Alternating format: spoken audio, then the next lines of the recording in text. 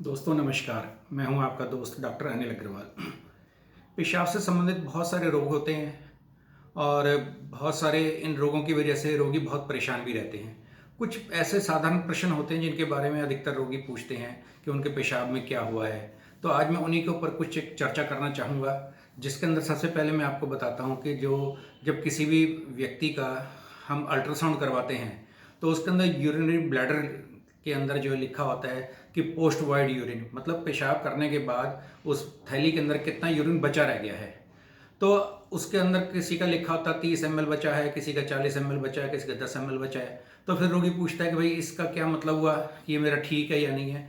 तो मैं आपको बताना चाहूँगा कि अगर ये 50 ml से नीचे नीचे है तो कोई ख़ास बात नहीं होती है, लेकिन अगर इससे ज़्यादा होता है तो फिर ये जो है गलत है, कि जो कि नहीं होना चाहिए। और जो एल्डरली पीपल होते हैं उनके अंदर 50 से 100 ml तक भी नॉर्मल ही माना जाता है, क्योंकि उनके मूत्राशय की जो मसल्स होती हैं वो इतनी ज़्यादा स्ट्रांग नहीं होती कि जो पूरी तरह कॉन्ट्रैक्ट हो सके।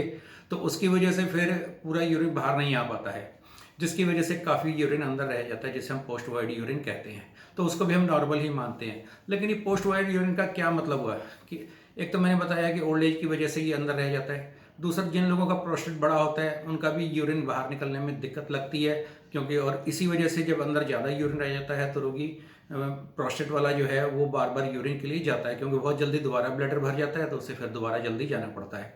तो जिसकी वजह से बार बार जल्दी जाने की वजह से उसे फिर ये दिक्कत महसूस होती है कि मेरे को बार बार जाना पड़ रहा है। तो उसकी वजह से वो या तो पानी कम पीना शुरू कर देता है, जो कि वो भी गलत है, क्योंकि पानी तो पूरा पीना चाहिए। तो ऐसे के अंदर फिर हम कहते हैं कि अपने प्रोस्टेट का इलाज करवाइए कि जब प्रोस्टेट है वो श्रिंक हो जाए और वो ठीक होगा तो फिर उसका यूरिन ठीक आने लगेगा। और उसके बाद फिर ये है कि अच्छा, तो नॉर्मल मैंने आपको बता ही दिया कि अगर वो मान लो 10 ml है या 15 ml है, 20 ml है, तो इतने तक भी है तो नॉर्मल है, उसमें तो कोई बात ही नहीं है। तो अगर ये मान लीजिए पेशाब जो पोस्ट वाइड यूरिन है, मतलब जो बाद में बचा हुआ यूरिन रहता है, वो अगर पड़ा रहता है तो उससे क्या होता है। तो उसके क्या होता है कि मूत्राशय के अंदर जो है बैक्टीरिया जल्दी पनपने शुरू हो जाते हैं, जिसकी वजह से मूत्राशय के अंदर इन्फेक्शन हो जाएगा और उसकी वजह से बैकफ्लो की वजह से भी फिर किडनी के अंदर भी यूरिन का इन्फेक्शन जाएगा, तो वो किडनी भी डैमेज हो सकती है। किडनी में इन्फेक्शन जब होगा और मूत्राशय के अंदर जब सूजन रहेगी तो उसे बार बार जो यूरिन इन्फेक्शन की परेशानियां हैं वो वाली आनी शुरू होंगी, तो उसे फिर ठीक कराने के लिए फिर इलाज करवाना पड़ेगा रोगी को। फिर एक और चीज़ आती है, कई बार रोगी पूछते हैं ये मेरे को तो दो धार आती हैं, तो उसका क्या मतलब हुआ, ये कौन सी बीमारी है। तो दो धार वाली कोई ऐसी खास बीमारी नहीं होती है। जो हमारी यूरिन की नली होती है वो मान लीजिए बीच में से कहीं से चिपक रही है किसी वजह से, तो जब यूरिन आता है तो वो दो हिस्सों में बट के आने लग जाता है। तो बस इससे यही पता लगता है कि वो एडिशंस है, और उसके लिए अगर कोई ज़्यादा दिक्कत हो रही है तो फिर अपने डॉक्टर को बताएं, तो फिर वो उसके लिए कुछ दवा देगा, वो ठीक हो जाएगा।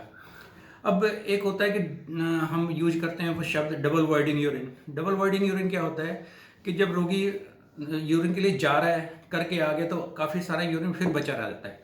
तो हम फिर रोगी को क्या कहते हैं, या रोगी खुद भी ऐसा ही कर लेता है कि वो दोबारा जाता है बाथरूम में, फिर बैठ के दोबारा करता है यूरिन, तो काफ़ी सारा फिर निकल जाता है। तो फिर ब्लैडर के अंदर बहुत थोड़ा सा यूरिन ही रह जाता है। इसको डबल वाइडिंग यूरिन भी हम बोलते हैं।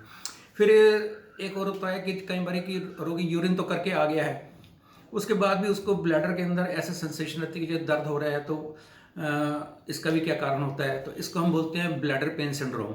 इसके अंदर क्या होता है कि जो ब्लैडर की मसल्स होती है उसके अंदर सूजन होती है, उसके अंदर इन्फ्लेमेशन होने की वजह से जब यूरिन वो पूरा भी पास करके आ चुका है तो उसके बाद भी उसको वहाँ पर ब्लैडर के अंदर पेन की फीलिंग रहती है, जिसके लिए उसको इलाज करवाना चाहिए, तभी वो ठीक होगी, नहीं तो वो ठीक नहीं हो पाएगी। और जैसे मैंने बता दी कि डबल स्ट्रीम भी मैंने आपको बता दी कि दो धार क्यों आ रही होती है। और फिर इसके अलावा कई रोगी ये भी आगे कहते हैं जी मेरा तो जब यूरिन करता हूँ तो ऐसे लगता है जैसे फव्वारा से छूट रहा है।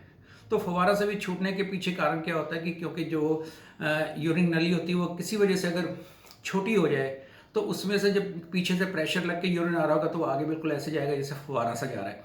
जिसको आप ये भी देख सकते हैं कि जिस तरह से मान लीजिए आप गार्डन के अंदर पाइप से पानी दे रहे हैं, और अगर पाइप का मुंह अगर आप आगे से बंद कर लें, वो थोड़ा सा खुला छोड़ेंगे, तो उसमें से जो पानी निकलेगा वो बहुत प्रेशर के साथ निकलेगा, वो ऐसा लगेगा जैसे फव्वारा से छूट रहा है। सेम वही हमारी यूरिन के अंदर होता है कि वो फव्वारा से इसलिए छूटता है। तो उसके अंदर अगर कोई दिक्कत नहीं लग रही है, यूरिन पूरा निकल रहा है, अल्ट्रासाउंड में कोई दिक्कत नहीं आ रही, तो कोई खास कुछ करने की आवश्यकता नहीं होती है। लेकिन अगर उसकी वजह से कोई दिक्कत आ रही है, यूरिन बहुत ज़्यादा ब्लैडर में बच्चा रह जाता है तो फिर अपने डॉक्टर से जरूर संपर्क करना चाहिए, जिससे कि वो उसको नली को खोलने का कुछ उपाय करेगा, या सर्जरी से खोलेगा या दवा दे के खोलेगा, तो फिर वो इस तरफ फुहारा आना बंद हो जाएगा। धन्यवाद दोस्तों।